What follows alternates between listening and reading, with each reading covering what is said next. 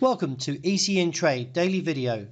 Before we begin, it should be noted that any advice is of a general nature only and that your personal circumstances have not been taken into consideration. Hello everyone, my name is Rob Clayton and thank you for joining me.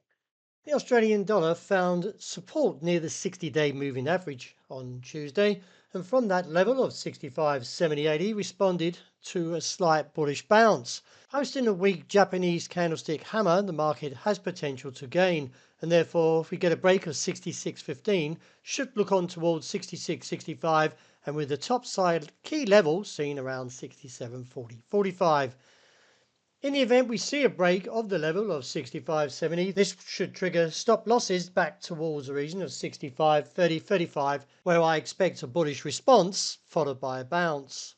Looking ahead, investors will receive fresh insight into the US economic outlook with the upcoming inflation data, particularly May's Consumer Price Index or the CPI, followed by the US Federal Reserve's policy rate decision.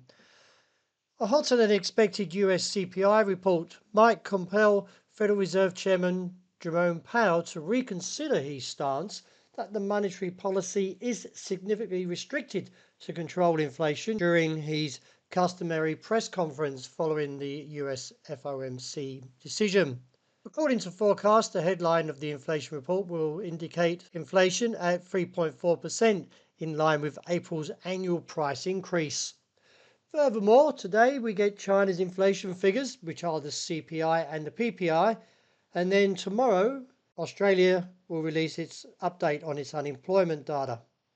The euro dollar has experienced a further slide from Tuesday as its rival, the US dollar index, extends its move to 105.25. With the US Federal Reserve beginning its two-day policy meeting, all eyes will be on the decision. That is at Sydney time, 4 a.m. But as mentioned, all eyes will be on the May Consumer Price Index before the rate decision announcement, which could set the tone for the market before the rate decision.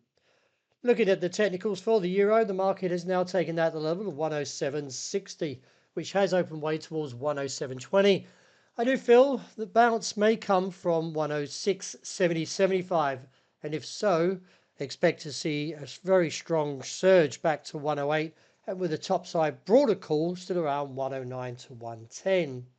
The dollar yen ended flat after the market staged a modest bounce on Friday. While it wavers above 157, I still feel there is a significant downturn coming, and if so, could see a move back towards the low region of 156 down to 155.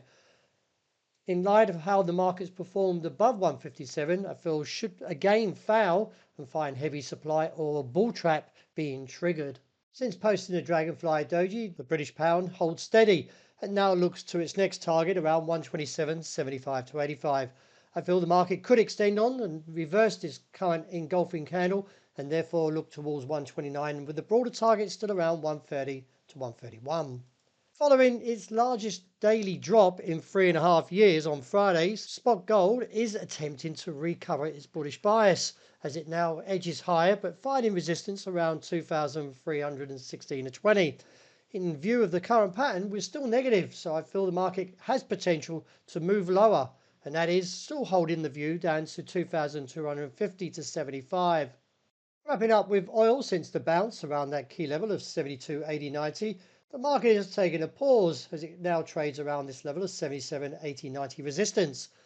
In view of how the market has performed, I feel there is still further upside potential towards 79.30.45 and any pullback likely to be shallow and seeing support around 76.45 to 60. Well, that's a wrap. Thank you for joining me, and as always, look out for the intraday report, and I hope you enjoy the great start to the day.